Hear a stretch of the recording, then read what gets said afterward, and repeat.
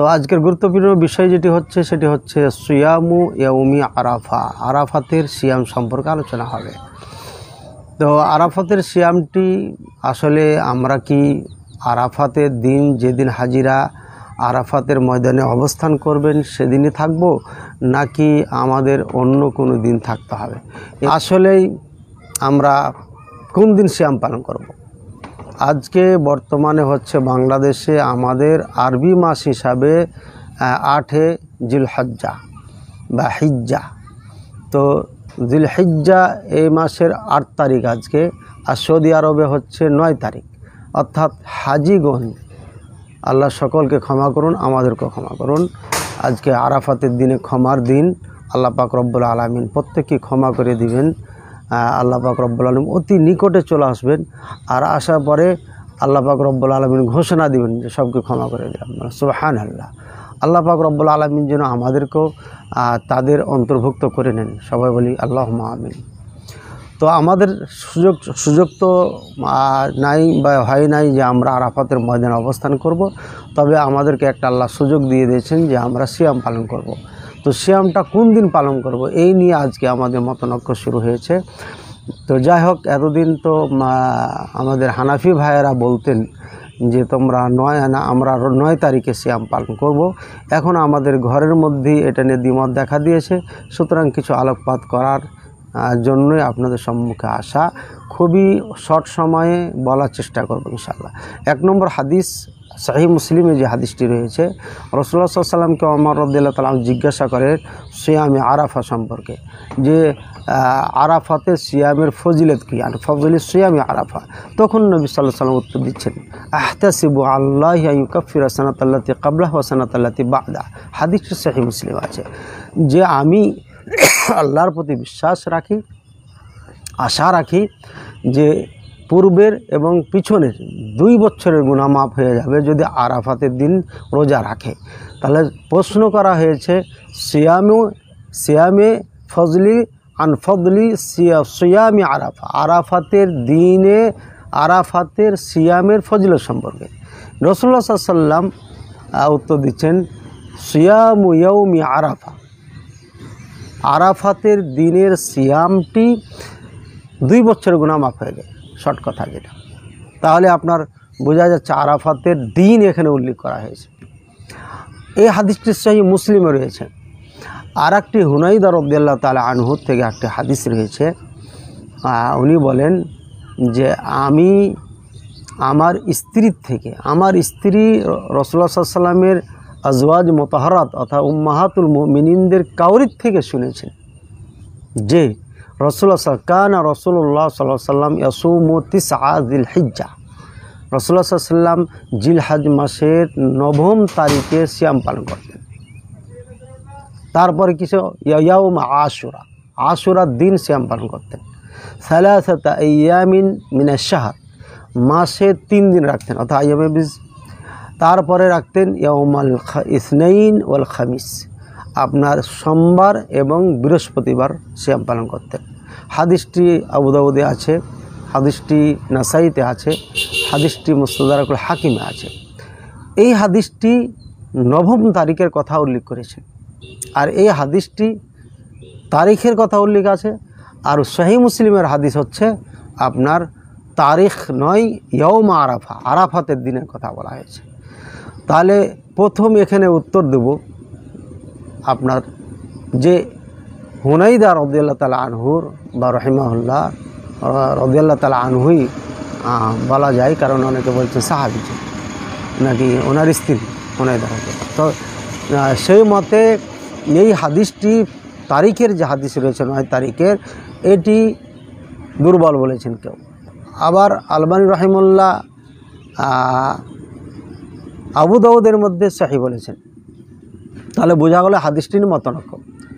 তো যখন কোনো হাদিস নিয়ে মতনৈক্য হয়ে যায় তখন আপনার তাসাকাতা শেষ হয়ে যায়, ওটা থাকে না।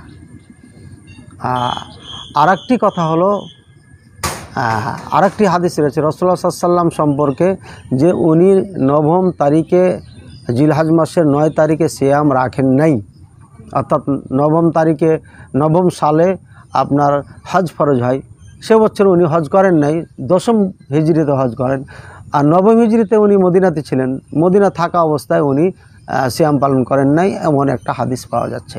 তারপরে হুনাইদার হাদিস যেটি পাওয়া যায় যে সিয়াম রাখতেন। তো দুটার মধ্যে তাআরুজ হয়ে গেল, ইদা তাআরাদা তাসাকাতা, দুটা যখন সংঘর্ষ হয়ে যায় তখন দুটাই বাদ দিয়ে দিতে হয়।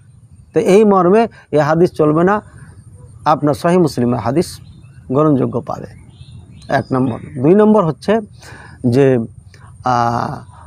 সহিহ মুসলিমের হাদিসের সাথে যখন এই সমস্ত হাদিস সংঘর্ষ হয়ে যায় তখন দেখতে হবে বেশি কোনটা আসবাত আর কোনটা তার থেকে কম, মানে বেশি কোনটা বেশি দৃঢ়, ভালো, মজবুত, শুদ্ধ।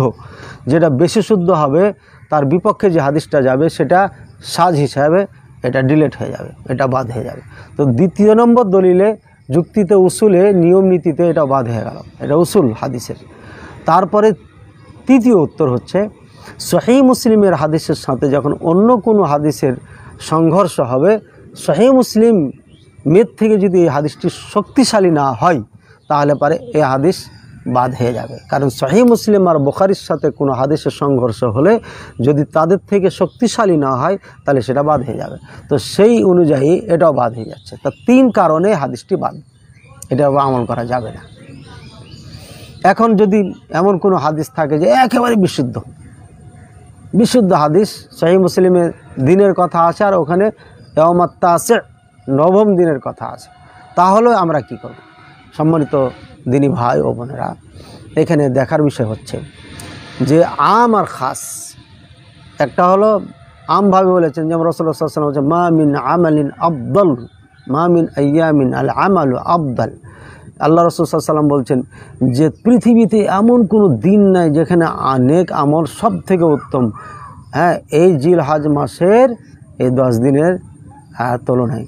তো সাহাবায়ে কেরাম বলছেন ওয়ালাল জিহাদ ফি সাবিলিল্লাহ, এটা কি আল্লাহ রাস্তায় যুদ্ধ করলে যে সেটার থেকে উত্তম? রাসূল সাল্লাল্লাহু আলাইহি ওয়াসাল্লাম ওয়ালাল জিহাদ, জিহাদও এর সমকক্ষ নয়।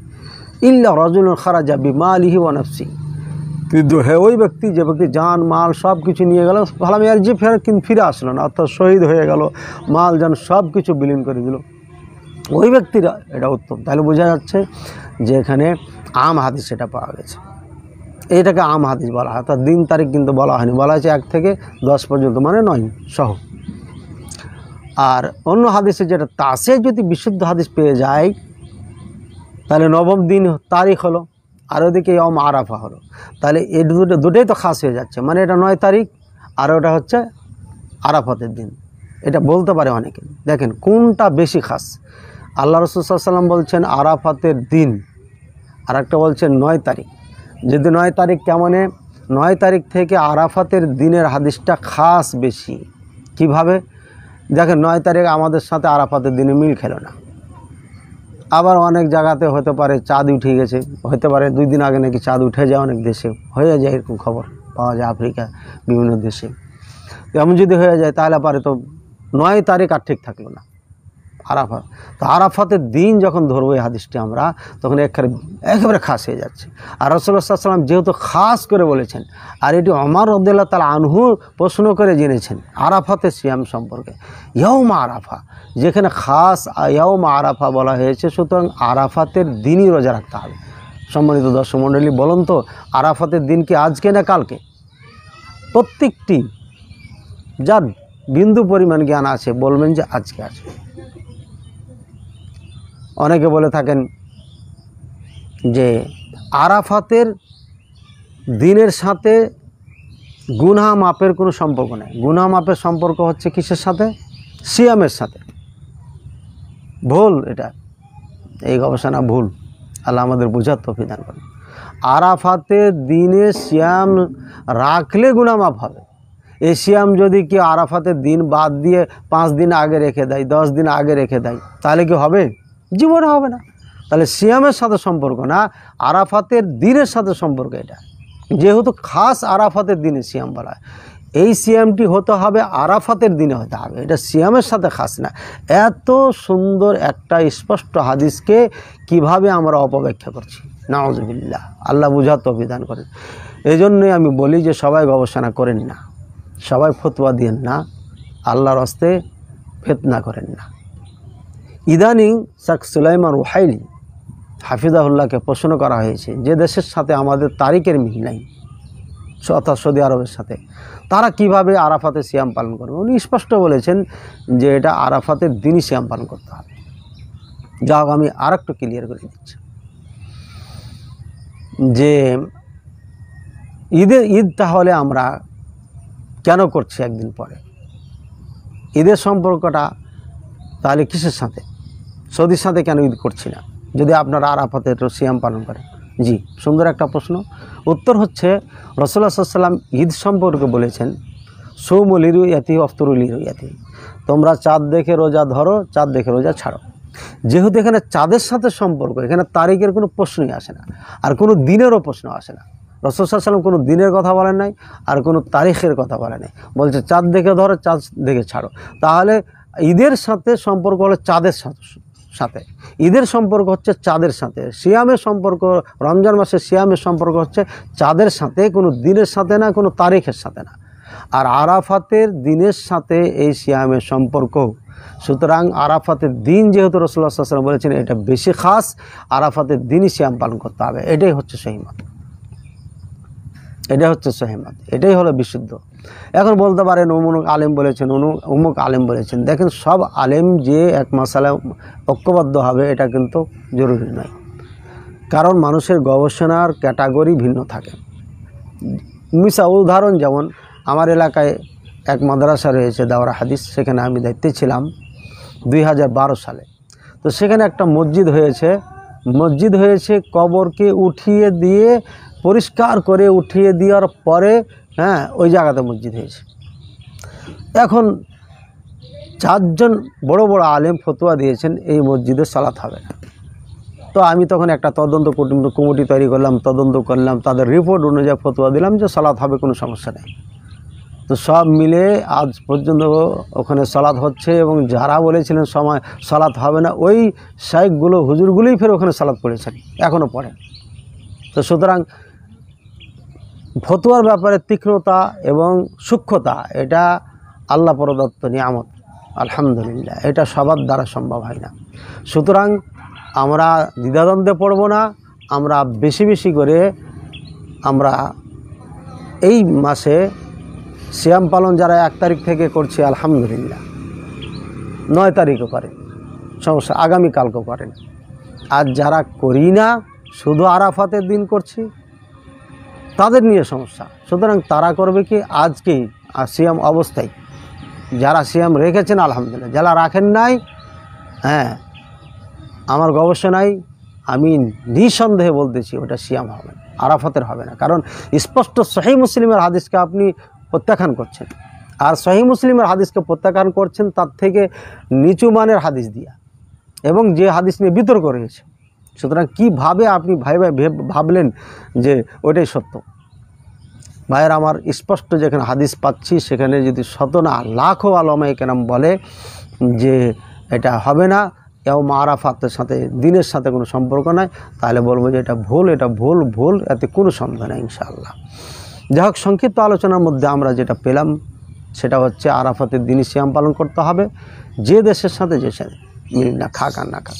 ইবনে বাজ রহিমাহুল্লাহ বলেন, আর অন্য কোনো আলেম ওলামা যারা আছেন তাদেরকে প্রশ্ন করা হয়েছিল যে ঈদ কোন দিন করবে, যে দেশের সাথে আমাদের মিল খাচ্ছে না, সৌদির সাথে মিল নেই, ওরা ঈদ কোন কার সাথে করবে?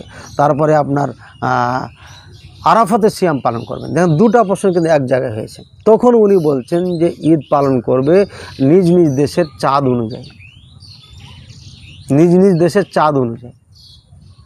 কারণ বিখতিলাফিল মাতালে শব্দ, অর্থাৎ চাঁদ উদয়ের জায়গা ভিন্ন হয়, অর্থাৎ চাঁদের 12টা জায়গা আছে। চলেন, যারা চাঁদ নিয়ে, আকাশ নিয়ে গবেষণা করেন তারা জানেন, কোরআনে সে কথা বলা হয়েছে। সুতরাং 12টি রাস্তা এক এক দেশের জন্য একটা পড়ে। আমাদের মাতালে, অর্থাৎ যেখান থেকে উঠে চাঁদটা, এই রাস্তা আমাদের জন্য ভিন্ন হয়, অন্য দেশের জন্য ভিন্ন হয়। এই ভিন্নতার কারণেই আপনার এই তারিখে মিল হচ্ছে না। সুতরাং কখনো এই খোঁড়া যুক্তি দিয়ে কাউরির কথায় আপনারা বিভ্রান্ত হবেন না। ইনশাআল্লাহ আপনারা স্পষ্ট সহিহ মুসলিমের হাদিসের উপর আমল করে যান।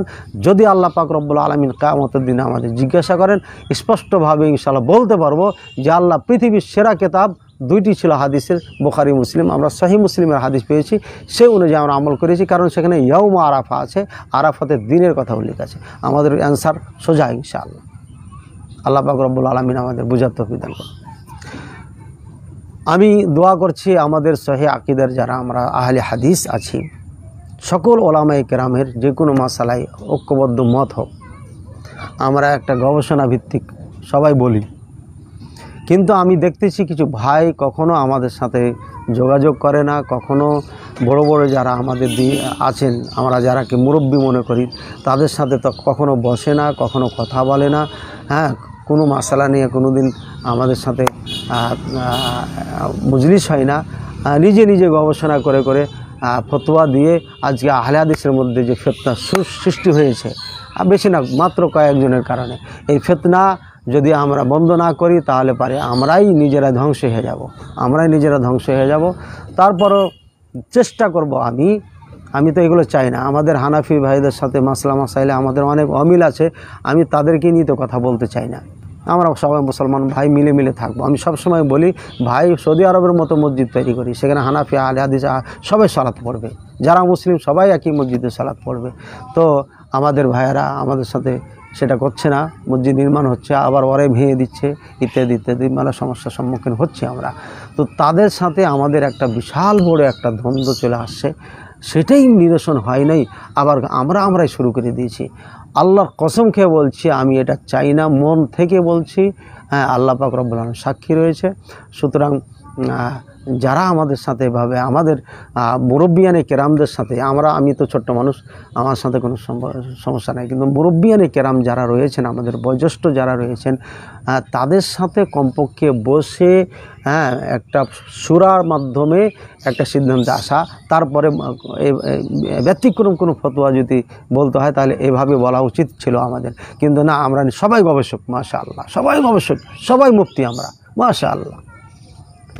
আমার মনে হচ্ছে শুধু আমাদের যারা আমাদের সবাই যে আজকে মতানৈক্য সৃষ্টি করছেন, যদি তারা আমাদের বড়দের সাথে আমাদের সাথে তারা না মিশতে চান, তাহলে আমরা সিরিজ আকারে একটা পর একটা তাদের আলোচনা নিয়ে, তাদের কৃষ্টি কালচার নিয়ে আমরা একটু আগাবো, সামনে ইনশাআল্লাহ আগাবো। আমি একটা পোস্ট করেছিলাম কাউরি নাম ছাড়া, সেখান থেকে অনেকে গায়ে পেতে নিয়েছেন বা অনেকে আমাকে কমেন্ট করেছেন বিভিন্নভাবে। ভাই, আমি চাচ্ছি যে তারা থেমে যায়, কিন্তু চ্যালেঞ্জে চলে আসছে কেন? আমাদের মাঝে এই ডিবেট কেন সৃষ্টি করছেন আপনারা? আল্লাহর রাস্তে এগুলো বাদ দিই, আমরা বসি, সমাধান করি। আলহামদুলিল্লাহ, সময় বেশি লম্বা হয়ে যাচ্ছে। যখন আহলে হাদিস আন্দোলন কুরবানি মাসালা 7 ভাগে চলবে কি চলবে না, এ নিয়ে কতদিন থেকে চলবে না বলছিলেন। আজকে আলহামদুলিল্লাহ তাদের সাথে বসার কারণে, কথা বলার কারণে আলহামদুলিল্লাহ সহজ হয়ে গেছে, সেটাকে উদ্যোগ করেছেন। প্রত্যেকটি বইয়ে, সারের বইয়ে, তারপরে তাহারিক পত্রিকায়, তার তাহারিক টিভির মাধ্যমে এটা প্রচার করে দেওয়া হয়েছে যে হ্যাঁ চলবে, জায়েজ আছে। তো যাই হোক, আমরা জায়েজ নিয়ে এখন খুব ব্যস্ত, যেমন ঝগড়াঝাটি বেশি হচ্ছে। উত্তমটা করব অবশ্যই, একা দেওয়ার চেষ্টা করব। আর জায়েজ আছে, যদি প্রয়োজন মনে করেন, এটা উপকারী হয় মনে করেন যে কোনো খাতিরে, যে কোনো কারণে, তাহলে আপনারা করবেন, জায়েজ আছে, সমস্যা নেই। আর কোরবানি মাসালা নিয়ে আমি আবার আসবো ইনশাআল্লাহ। আজকে এ পর্যন্তই। আপনারা প্রত্যেকে দোয়া করবেন এবং আমরা ডিভাইডের সৃষ্টি না করি, আমরা যেন কোনো ব্যক্তি পূজারি না হয়, আল্লাহর জন্য কাজ করি এবং কোরআন হাদিসের আলোকে কাজ করি, তাহলে পারে ইনশাআল্লাহ আমরা বিভ্রান্ত হব। আল্লাহ পাক রব্বুল আলামিন আমাদের বুঝার তৌফিক দান করুন। আল্লাহ পাক রব্বুল আলামিন আমাদেরকে সরল পথে, সোজা পথে চলার তৌফিক দান করুন। আমাদের সকলেই মিলেমিশে মহাব্বত, ভালোবাসার সাথে আমরা যেন কাজ করতে পারি, এই তৌফিক যেন দান করেন। যারা আমাদেরকে গালিগুলাজ করছেন, আপনারা তওবা করেন, ক্ষমা চান আল্লাহর কাছে। মুফতি হয়েন না, সুপরামর্শ দিন। আমি ভুল করলে আমাকে সুপরামর্শ দিন, কেউ যদি ভুল করে তাকে সুপরামর্শ দেন, কিন্তু আপনি ফতোয়া দিবেন কেন? ভাইয়ের আমার, যা হোক, আমি পরবর্তীতে আসবো ইনশাআল্লাহ বিভিন্ন বিষয় নিয়ে। আশা করি যে ধারাবাহিকতা ঠিক রাখবো, তবে প্রতিদিন না, মাঝে মাঝে আসবো, কারণ অত্যন্ত ব্যস্ততার মধ্যে দিনকাল কাটতেছে মাদ্রাসা নিয়ে। আমার মাদ্রাসার জন্য দোয়া করবেন। আলহামদুলিল্লাহ, জুলাই মাসের সব কিছু আমি কমপ্লিট করতে পেরেছি। সামনে জুন মাস চলে আসছে। অভাবী এই দুঃখী মাদ্রাসার জন্য দোয়া করবেন, আল্লাহ যেন কবুল করে নেন, আল্লাহ যেন সহজ করে দেন। হ্যাঁ, দারুসুন্নাহ মহিলা মাদ্রাসা ও এতিমখানার জন্য দোয়া করবেন, দারুসুন্নাহ সালাফিয়া মাদ্রাসা রাজশাহীর জন্য দোয়া করবেন, এবং দারুসুন্নাহ সালাফিয়া নওগাঁ সাপাহার ছেলে শাখা যেটি নির্মাণ করতে যাচ্ছি সেটার জন্য দোয়া করবেন বেশি বেশি ইনশাআল্লাহ। আপনাদের সবাই মঙ্গল কামনা করছি। আল্লাহ যেন আমাদের সিয়ামকে কিয়ামকে কবুল করেন, এবং আর মাত্র কয়টা দিন আছে আইয়ামে তাশরিক সহ। সুতরাং বেশি বেশি ইবাদত করি, বেশি বেশি তাকবীর পড়ি, বেশি বেশি আল্লাহকে ডাকি। ইনশাআল্লাহ আল্লাহ আমাদেরকে ক্ষমা করবেন। আল্লাহ আমাদের প্রত্যেকের নেক আমলগুলো কবুল করে নাও, যাবতীয় গুনাহ থেকে অন্যায় থেকে দূরে থাকার তৌফিক দান করুন, আল্লাহুম্মা আমিন। জি, সম্মানিত দর্শক মণ্ডলী, আপনাদেরকে ধন্যবাদ জানাচ্ছি যারা আমাদের এই সময় আছেন। আলহামদুলিল্লাহ, আপনারা প্রত্যেকেই ভিডিওটি শেয়ার করে জাতির কাছে পৌঁছে দিবেন। আর বিস্তারিত আলোচনা কোনো সময় যদি প্রয়োজন হয় তাহলে আবার আসুন, কোনো সমস্যা নেই ইনশাআল্লাহ। আল্লাহ তৌফিক দান করুন সবাইকে। জাযাকুমুল্লাহ খায়রান, বারাকাল্লাহু ফিকুম। আসসালামু আলাইকুম ওয়া রাহমাতুল্লাহি ওয়া বারাকাতুহু।